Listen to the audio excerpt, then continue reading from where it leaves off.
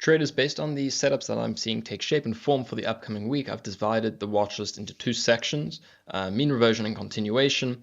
And while the overall environment definitely remains exceptionally favorable for long swings and continuation, just like the trade I discussed in detail from last week and walkthrough that I had in Tesla with my Inside Access members, there's definitely no denying that there are several stocks close to potentially an A+ mean reversion opportunity. So with many names on watch for the upcoming week, let's get straight into it, starting with overboard names on watch for a potential reversion. Now, for me, for a stock to meet my specific criteria for mean reversion or pullback opportunity, several variables need to exist and need to be met. All right, so similar to what we saw in SMCI earlier in the year and more recently in MSTR, for example, I need to see the stock over 200% extended from its 200-day, rising 200-day moving average, anywhere from 6 to 10 ATRs extended from its 50-day, consecutive gaps, range expansion, and blow off volume signaling exhaust. All right, those are some of the variables and criteria you want to look out for, and several names are close to fitting that criteria for the upcoming week. All right, so starting off with SOUN, which is certainly close to meeting that criteria. Now, SOUN is a former runner, obviously, during the previous small cap AI theme, and it's up impressively on the month, year to date, over 160% on the month with a high short interest rate. It's also optionable. Now, coming into Monday, I'm definitely not just blindly expecting it to be a short. I'm not planning on just shorting it on the opening print, but it is beginning to meet those criteria and variables for a potential reversion in the coming days. So ideally, what I want to see with SOUN is I want to see some consecutive and continued gaps and continuation, along with range expansion, along with elevated volume. As we can see, volume is starting to tick higher, and we had over 200 million shares traded on Friday. I'd like to see this trend continue before setting up closer to high teens, $20 for a potential reversion. Now remember, having the idea and having the stock on watch is one thing, but it all depends on the setup that actually presents itself, which will determine the grading and the risk that I allocate to the stock. Next up is Palantir. Now, Palantir, obviously similar to SOUN, incredible run this year, incredible run this quarter. Overall, for me, I've done a fantastic job avoiding the stock since really post-earnings. It had a powerful move towards 60, got a little bit vertical. Thereafter, we held, and it's really just grinded higher. Done a good job avoiding the stock on the short side and allowing bias to take control. Now, however, it is beginning to extend. Obviously, we had the gap and range expansion on Friday, and RSI is now quickly approaching 80s and a nice uptick in volume as well.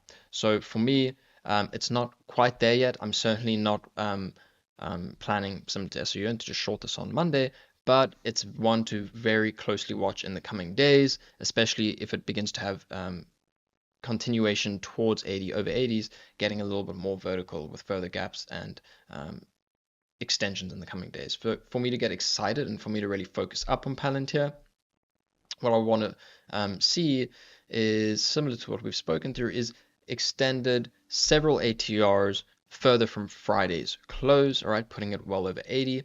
And then thereafter, I'd like to see it move red intraday with steady selling pressure, relative weakness to its sector and overall market, unable to reclaim its intraday or multi-day volume-weighted average price, unable to hold above critical support, and roll through lows and a roll red. That would be a significant change of character at this point. And then lastly, DXYZ, another name that's on close watch. Obviously, DXYZ, Destiny Fund, they hold the investment in SpaceX and recently reported a net asset value of $5.32 per share of common stock. It's up over 300% on the month, 600% year to date. And post-election, after topping out, it was a very popular, very well-known short, given obviously the premium it was trading to NAV. But with the stock trading, of course, now at a whopping premium to its net asset value, it might be perceived by many, and it has been perceived by many, as just a free money short opportunity. And that has been fuel and will continue to be fuel that the stock needs to really extend higher and especially in this market, push a lot further than one thinks. So therefore, for me, my bias is completely on the back burner, putting my bias aside, given fundamentals, and I'm relying completely on price action, more so in DXYZ than in SOUN and PLTR. And specifically, what am I looking for? Again, it needs to extend multiple ATRs above Friday's high. It needs to, I believe, blow out stubborn shorts that still maintain a position in this. We need to see a volume exhaust. We need to see volume pick up closer to levels on its initial run up towards 40, 45, and 50. We can see we had significantly higher volume than in recent days on the initial run up.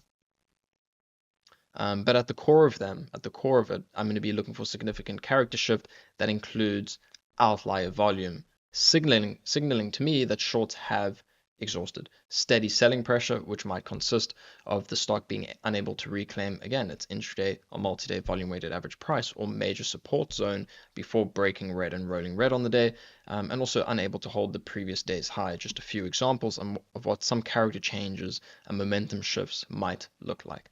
Moving along to names that I'm looking for continuation in and to be long in, so some names on watch for continuation, and beginning with VST. Now, important to be said that obviously while the market continues to melt up, until the music stops, I'm certainly and I'm confident in continuation in several names, and I'm going to continue to identify and really react to strong names that'll set up favorable risk reward for continuation. So with VST from last week's watch list, the name is obviously still consolidating near its 52-week highs with contracted range, consolidating above a rising 5-day moving average. And just like last week's plan, I'm still looking for a range breakout now above 163, 165 zone. And if the stock is able to break out, importantly, I need to see a nice breakout in volume as well with price. If that's able to happen and we can hold above previous resistance, turn it into some newfound support in the 163, 165 region with elevated R-vol, that's when I'm going to look to initiate a long position and manage it similarly to how I laid out in last week's watch list. Disney, another name that I'm looking for, had a powerful earnings gap. It's been able to hold on to that move very nicely, consolidating at its 5-day moving average on contracting range in recent days. And so for me, if Disney can break above last week's short-term resistance around 117, if we can hold above 117 and form an uptrend intraday, that's where I'll look to initiate a long position versus the low of day, targeting initially a 1 ATR move towards around 120. So take out this recent high and have a push towards 120. And that's when I'm going to look to begin to take my profits and begin trailing my position. Last on the watch list is DoorDash, DASH. And in DoorDash, we're consolidating also very close to its 52-week highs and the all-important sort of 180-ish breakout area if I had to zoom in. Now, if the stock can push above 180 and hold its breakout along with volume and hold above intraday VWAP, that's when I'm going to look to initiate a long versus the low of day initially.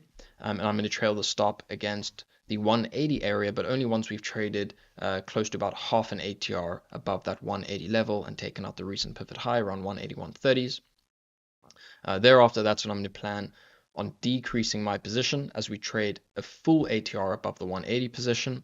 And I'm going to be trailing my stop once we've traded a full ATR above 180, so once the stock's trading around 184.50, 185, that's when I'm going to be trading my stop with a 1 ATR stop. So current price less 1 ATR is where I would get stopped out.